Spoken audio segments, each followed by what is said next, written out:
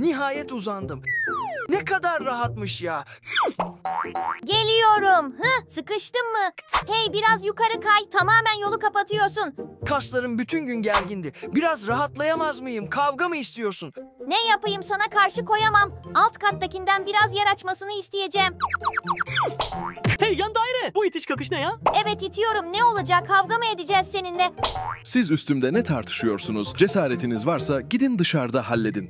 Of, sus lan. Yo, bu titreşim frekansı inanılmaz yüksek.